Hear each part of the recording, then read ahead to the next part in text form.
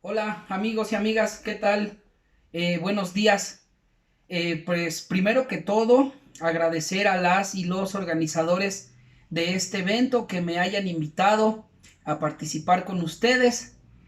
Ya estuve en el primer encuentro interuniversitario que organizaron, en el segundo pues no pude estar y desafortunadamente por la burocracia interinstitucional este día no me es posible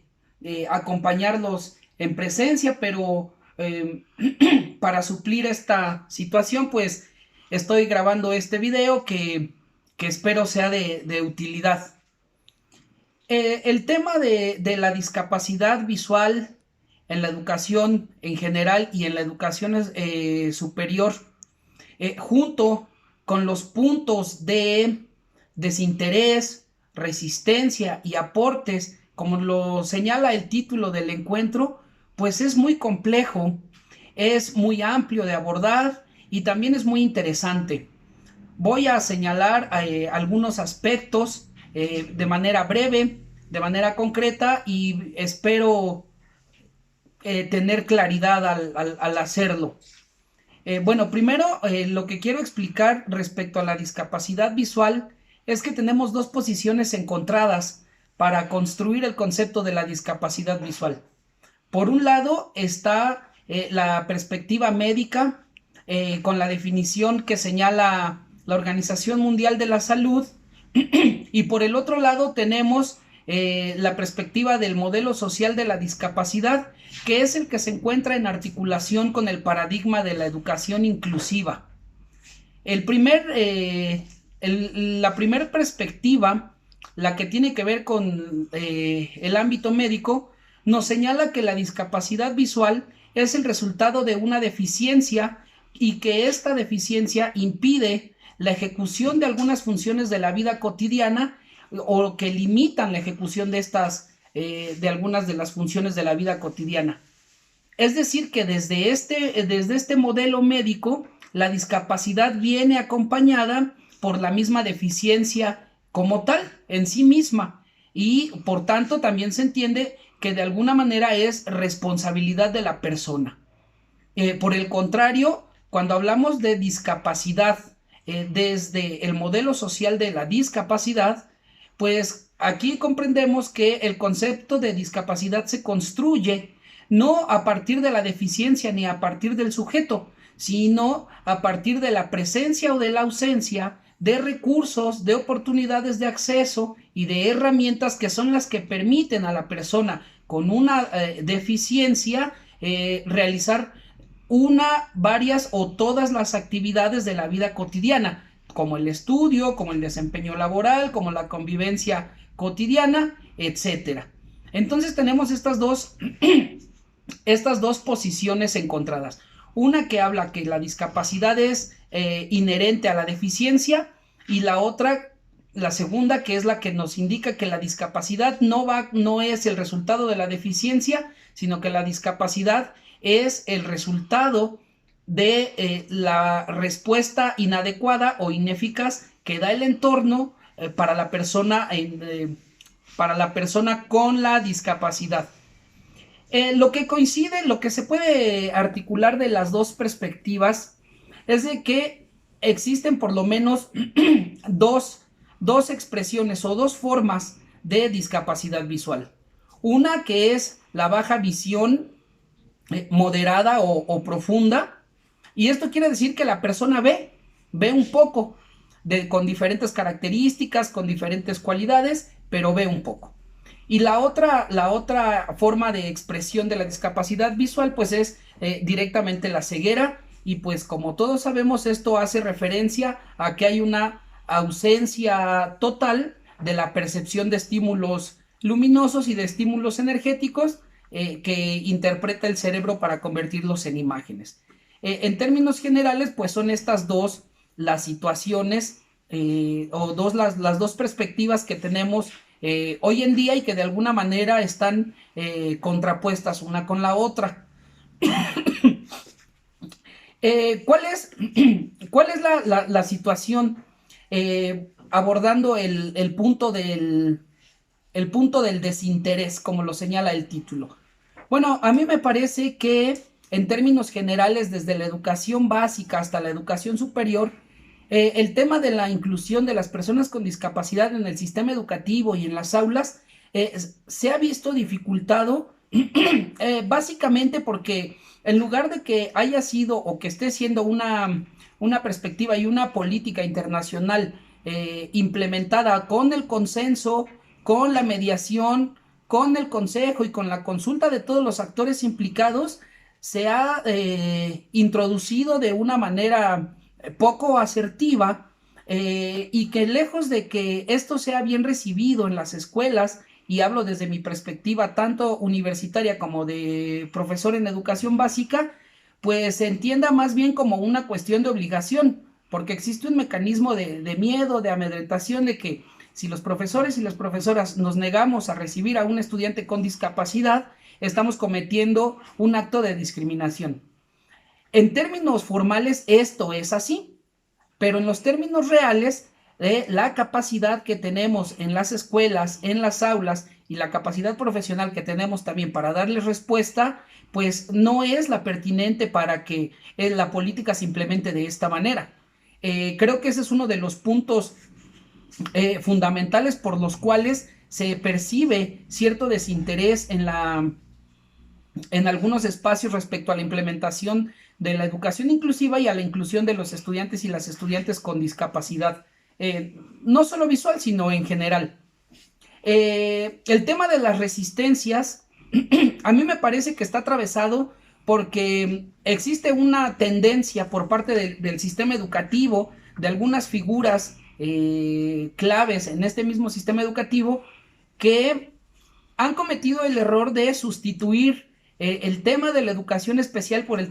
el paradigma de la educación inclusiva. Y entonces, lejos de entenderse de manera complementaria, se entiende como que esta última, la educación inclusiva, es un sustituto de la educación especial, cuando quienes trabajamos para la educación especial y quienes vivimos con alguna discapacidad entendemos que la situación no va por ese camino. La resistencia está entonces en que existe una lucha o están metiendo estos conceptos en una lucha de poder para de alguna manera convertirlo en discurso dominante, en discurso hegemónico y desdeñar o desechar la otra perspectiva. Sin embargo, las autoridades educativas y muchos de nosotros como maestros nos hemos casado con la idea de que la educación especial solo se entiende como la figura administrativa o como la modalidad de la educación básica que atiende a los estudiantes con discapacidad. Sin embargo, también tenemos que tomar en cuenta que la educación especial no es solo eso, no es solo una estructura administrativa con espacios separados o con espacios dentro de las mismas escuelas regulares. Por espacios separados, pues me estoy refiriendo directamente a las escuelas de educación especial, a los centros de atención múltiple, tanto preescolar, primaria, secundaria y los que brindan orientación laboral. Y los espacios compartidos, pues me estoy refiriendo igualmente en educación básica a los que se refieren a las que antes la llamábamos USAER y que ahora son UDI, que estamos dentro de las escuelas de educación básica, dentro de las primarias, entre comillas, regulares, y que realizamos el trabajo de la educación especial. Pero sí es muy importante entender que más allá de una figura administrativa o de una estructura, la educación especial es un campo multidisciplinar que se nutre de muchas otras disciplinas educativas como la pedagogía, la psicología educativa, el trabajo social, la sociología de la educación, la misma filosofía de la educación o la teoría política, y que en su conjunto enriquecen los elementos para darle respuestas a las necesidades específicas de las personas con discapacidad. Es decir, que una de las resistencias es justamente esto. No se ha podido, no se ha logrado comprender que la educación especial no es tanto la cuestión administrativa de espacios separados, sino que la educación especial es el campo multidisciplinar que interviene en los casos necesarios para darle respuesta específica de aprendizaje a las personas con discapacidad. Esto va en relación con los aportes de la educación superior. Desde hace varios años, las universidades, tanto dependientes de la Secretaría de Educación Pública como las autónomas, pues han emprendido diversos programas de inclusión universitaria para estudiantes con discapacidad. Han sido buenos intentos, han sido malos intentos, no pretendo calificarlos, pero sin lugar a dudas esto es un avance. Eh, la, es un avance, pero de alguna manera también nos presenta desafíos. Esto quiere decir que uno de cada 100 estudiantes con discapacidad que ingresan a la educación básica, específicamente a preescolar o a primaria, no alcanzan a llegar a la educación superior o desertan de la educación superior.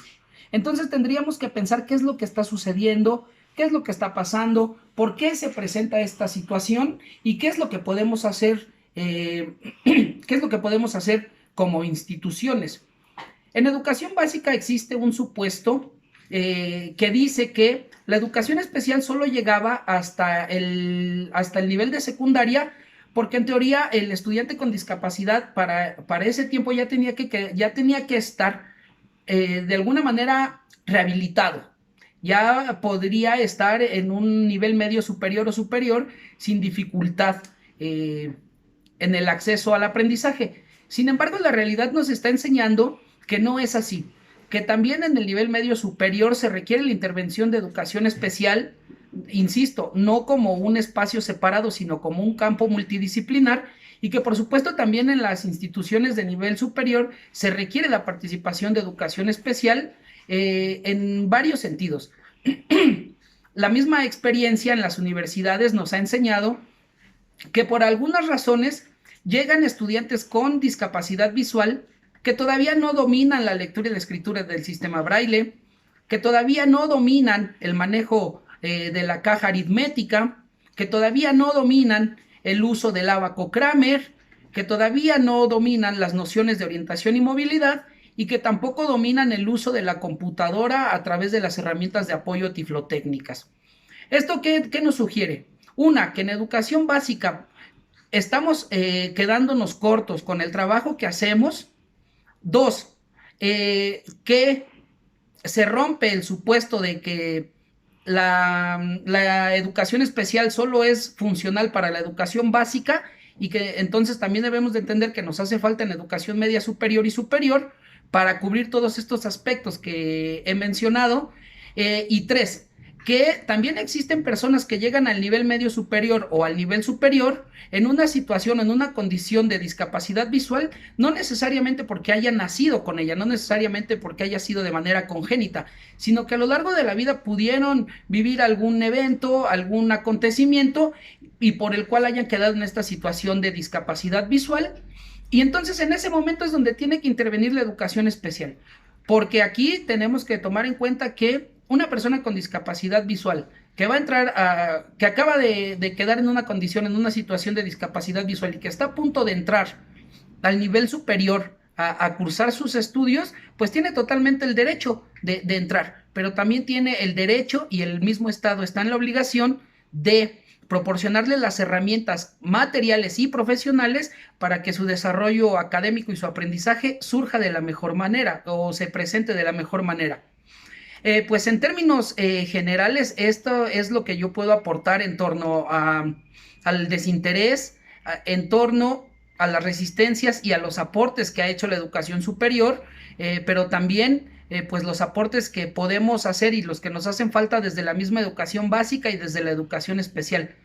Por la atención de todos ustedes, les agradezco mucho y espero encontrarlos pronto en algún otro espacio. Gracias.